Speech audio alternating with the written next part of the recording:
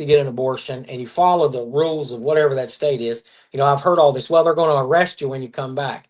Did you break laws? Baloney. That's not happened.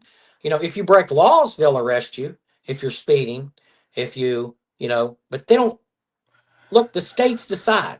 If you want to have one, fly to California, fly to Sure. New York City, whatever. You know what I mean? Those states Captain, allow it.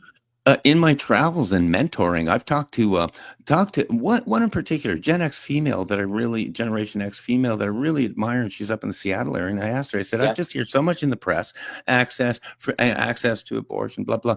I said, does any woman seriously? Do you not have access to abortions right now? It seems like they're marketing it like Amway. Am I missing something here? And she says, no. I would ask Val, the only woman that's on this radio show, There what you her go. thoughts are on that. Well, I think it's a slippery slope. We offer abortions for free in Canada, so that you can have them on demand. So there's no standard and there's no morals. And I was coached as I was called, my last one that I had, number 3. I had her at age 36, I believe, and that put me in a category of a geriatric pregnancy. So they told me no matter what, I would fall into a category where I would have all these, increased risks, et cetera, et cetera. And it's very scary. So the language and messaging of the government is not one of a vision for a future life, value of life. It is exactly opposite of that. And I know personally, I was coached the opposite way. You're at an age where, do you even want this? Can you handle this? And they make it so easy to terminate a pregnancy, and the messaging around it is so dangerous that culturally it just becomes socially acceptable. And now Canada is very much a death culture, whether it's MAID, whether it's on-demand abortions. I mean, we make China blush when truth, if you really want to put human right violation to human right violation, or the value of life, Canada and China, I think in some cases, people would be shocked, especially US lawmakers, when they start finding out that people from other countries come to Canada specifically to have abortions, because not only will the government pay for it, it's free, but we do gender selection. So some cultures, they don't want to have a female baby. So they find out it's a female. We'll just go to Canada. They'll give you an abortion on demand. No questions asked. And that's how it goes. It's very, very simple. The government is there to hold your hand if you choose death. And you can't talk to these people after it's done, because guess what? They're dead. So there's no follow-up. There's just bodies stacking up. Baby bodies, elderly bodies, soldier bodies.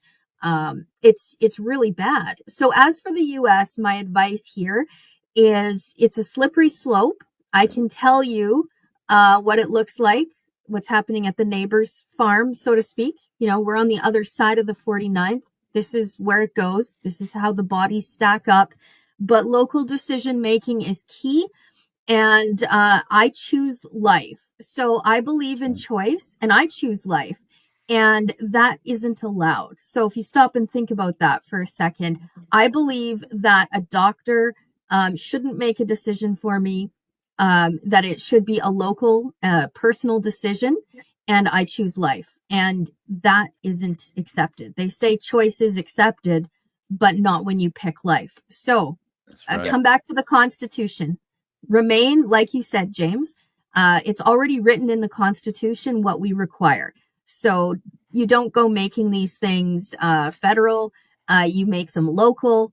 And it starts with standards in your community. So if you are a Bible-believing, gun-carrying, freedom-minded state, you've got nothing to worry about. And chances are you're going to grow. You have a vision for the future. You've elected like-minded politicians. Right. So don't worry about it. Just stand straight and say, I choose life. Deal with it. Yeah. Value, because you always said from the very beginning, I'm pro-choice. I choose life. In my book, Why I Came to America and What I Think Now, I dealt with it briefly, the abortion issue. I don't usually like, again, slippery slope. One thing I concluded is a few things, though. We're different. Roe v. Wade. We're a different country now than 1972 as far as medical technology, number one. Hello. Sure. We can say Yeah. babies, that little babies. Anyhow, that's number one. Number two, I am a true libertarian state rights guy with limited federal laws. Yeah.